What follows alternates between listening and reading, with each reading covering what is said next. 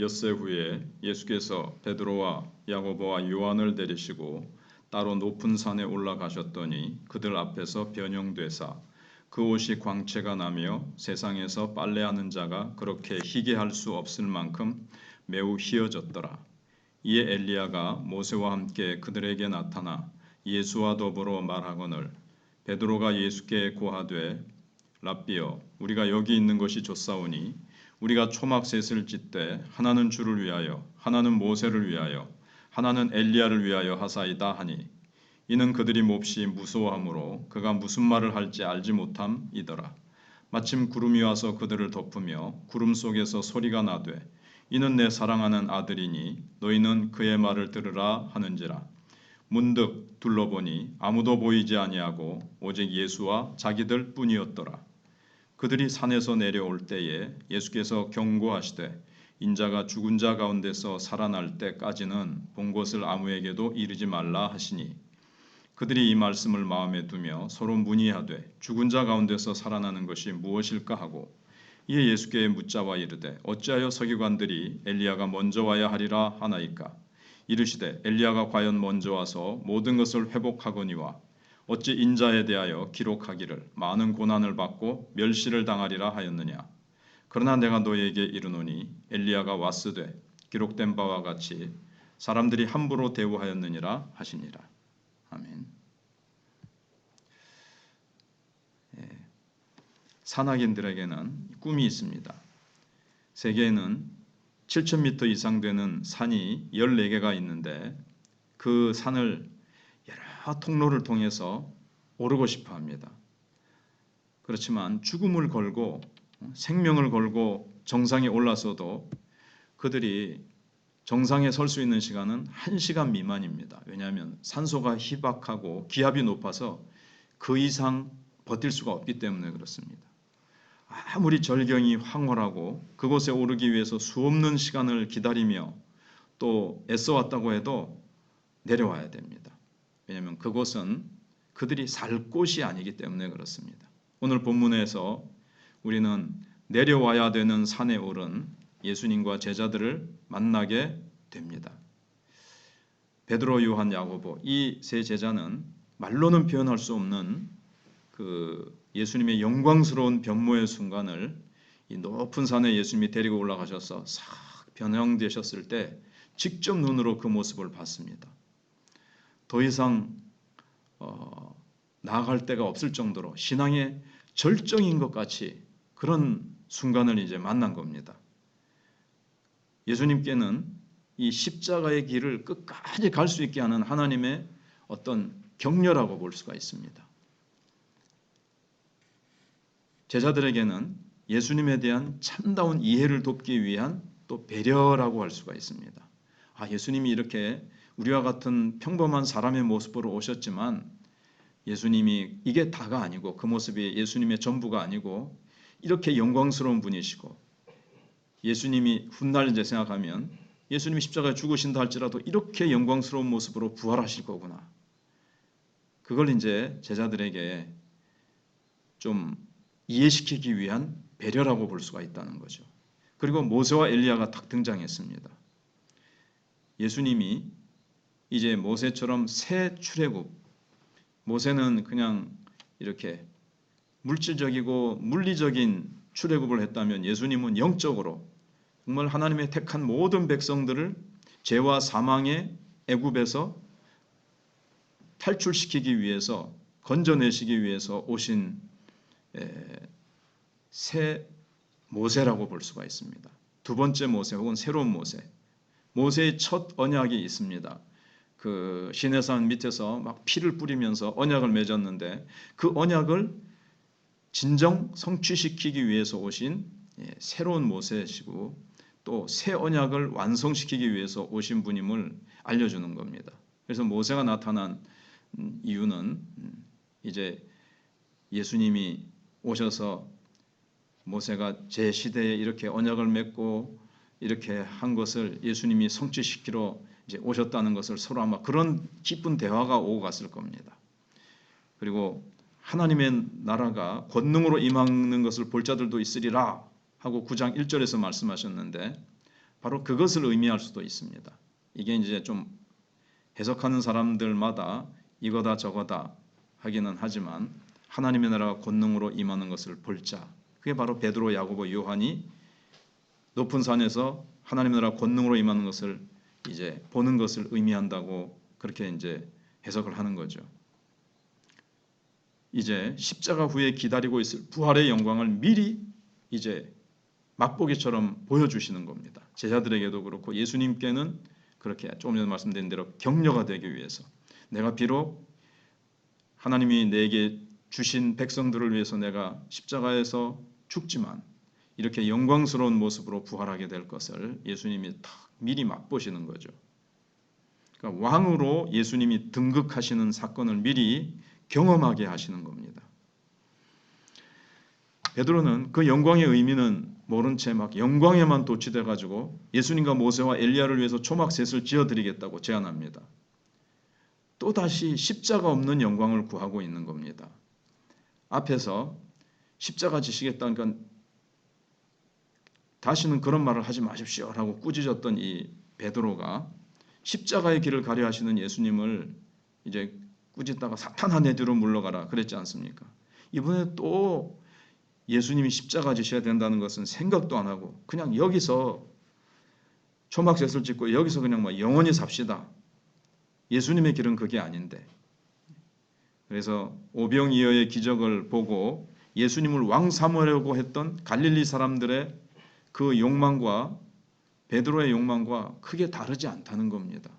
십자가 없는 예수는 그건 아닙니다. 예수님을 잘못 본 것이고 예수님이 이 땅에 진정 오신 그 목적, 예수님이 십자가 지시지 않으시면 우리는 결코 구원받을 수 없는 그 필히 감당하셔야 될 위대한 사명 십자가를 이 모르는 베드로, 아직까지 모르는 베드로, 그리고 영광의 좌우편을 요구한 야고보, 요한, 베드로도 그렇고 요한이나 야고보도 그렇고 다 이 세상 부귀영화나 그런 것만 알았지 십자가에서의 고난을 이들은 몰랐습니다. 사실 자기네들이 뭘 구하는지도 모르는 거죠. 예수님의 좌편 우편 그게 뭔지도 모르고. 그래서 예수님의 뒤를 따르지 않는다면 예수님의 길을 가로막는 자가 되는 겁니다. 장애물이 되는 거죠.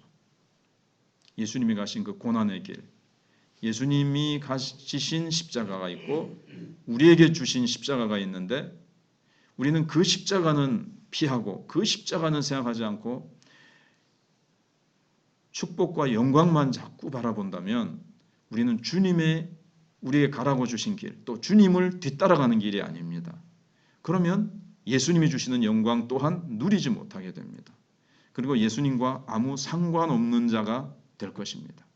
아무리 세상 부귀영화 받아 누리면서 나는 축복받았다, 하나님의 축복받았다 그래도 십자가를 지지 않는다면 내게 주어진 십자가의 사명, 고난을 회피해버린다면 주님과 상관없는 자가 된다는 얘기입니다. 그래서 베드로가 초막셋을 짓자고 하자 하늘에서 대답이 들려오기를 이는 내 사랑하는 아들이니 너희는 그의 말을 들으라. 그의 말을 들으라는 겁니다. 너희들 뭐 마음에 떠오른다고 이 말하고 저 말하고 세금 안 든다, 돈 안 낸다고 막 이 말 저 말 막 하고 정신없이 막 너희들이 이 말을 저 말 하는데 너희는 지금 잠잠히 그의 말을 듣고 순종할 때다. 그게 뭐냐면 예수님이 말씀하신 대로 자기를 부인하고 자기 십자가를 지고 나를 따르라는 예수님의 말씀을 들으라는 뜻입니다. 예수님은 반드시 고난과 멸시를 당해야 된다는 예수님의 그 말을 믿으라는 뜻입니다. 베드로가 그 말을 잘 믿음으로 딱 받아들이지를 못하니까 십자가 지면 안 됩니다. 그리고 여기서도 십자가 생각 안 하고 여기서 이 영광 가운데 영원히 삽시다. 이게 이제 십자가 부활의 참 의미를 모르는 제자들이죠. 십자가 부활, 고난 후의 영광, 이걸 모르면 정말 주님을 모르는 것이고 복음을 모르는 것입니다. 그러면 엉뚱한 길을 사실 가는 겁니다. 진짜 예수님이 아니라 엉뚱한 예수님. 자기가 생각하는 기독교. 이렇게 되는 겁니다. 지금 한국 교회에 세계적으로도 고난 없는 기독교, 십자가 없는 영광, 그런 복음을 외치는 자들이 있습니다. 그래서 베드로가 사랑하는 자들아, 베드로전서 4장 12절 13절에서 이 사랑하는 자들아 너희를 시련하려고 오는 불시험을 이상한 일 당하는 것 같이 이상히 여기지 말고 오직 너희는 그리스도의 고난에 참여하는 것으로 즐거워하라. 이는 그의 영광을 나타내실 때에 너희로 즐거워하고 기뻐하게 하려 함이라. 이제 뒤에 깨닫죠. 영광 받기 전에 우리를 시련하려고 오는 불시험이 많다. 그 시련, 불시험 다 통과하고 난 후에 주님이 영광 가운데 나타나실 때에 즐거워하고 기뻐하며 그 하늘 상급 면류관으로 너희들이 기뻐하게 될 것이다. 그리고 너희들이 당하는 그 시련은 그리스도의 고난에 참여하는 것이다. 여기 되어 있죠. 오직 너희는 그리스도의 고난에 참여하는 것으로 즐거워하라. 왜냐하면 주님 오실 때 이 고난에 참여한 것 때문에 영광이 주어지기 때문에 그렇습니다. 그리고 우리가 다하는 시험은 예수님의 고난에 참여하는 것이라는 거죠. 이게 이유 없이 까닭 없이 주어지는 고난이 아니고 고난에는 의미가 있고 이 고난 뒤에 주어질 영광, 그것 때문에 고난 속에서도 즐거워하라. 베드로가 이제 깊은 신앙 속으로 이제 들어간 것이죠. 그래서 예수님은 뭐 높은 산이지만 우리가 보통 변화산이라고 부르죠. 변화선을 내려와서 갈보리 산으로 올라가셔야 됩니다. 변화산에서 천국으로 영광의 산으로가 아닙니다. 갈보리 산으로 반드시 올라가셔서 거기서 정말 무지막지한 고난과 수치와 아픔을 당하시고 우리의 죄를 예수님이 대신 지시고 예수님이 죽으셔야 됩니다. 우리도 주님 가신 그 뒤를 따라가야 됩니다. 우리 각자에게 주어진 고난, 반드시 불시험, 고난, 시련, 그것이 있고 난 후에 영광이 있다는 것을 우리가 기억하고 십자가 없는 영광을 외치는 이 시대의 선동적인 잘못된 복음에 우리가 속지 않아야 되겠습니다. 기도하겠습니다. 하나님 감사합니다. 예수님 높은 산에 올라가셔서 변화되심으로 정말 예수님은 이 땅에 평범한 죄인의 모습으로 오셨지만 그러나 예수님은 영광의 주님이시고 영광의 왕이시고 예수님께서는 고난당하신 후에 영광스러운 부활의 주님으로 생명의 주님으로 주님께서 임하실 것을 미리 보여주시고 주님께는 격려요 제자들에게는 참 주님을 더 깊이 이해하기 시키기 위한 배려인데 베드로, 야고보, 요한은 세상 부귀영화와 십자가 없는 영광만을 생각하는 아직 철부지 신앙을 가지고 있었습니다. 하나님 우리도 고난은 피하고 고난은 마다하고 영광만 따먹고 축복만 따먹으려고 하는 비성경적인 복음, 이 시대의 인간적이고 세속적인 복음으로 우리가 채워져 있는지 채워져 있지 않는지 우리를 돌아보게 하시고 하나님 우리 앞에 오는 시련, 주님이 우리에게 주신 고난, 그것이 나에게 주어진 십자가요. 그것이 주님의 고난에 참여하는 것이라는 것을 알고 고난 없이 어찌 주님 앞에 영광과 면류관이 있겠습니까?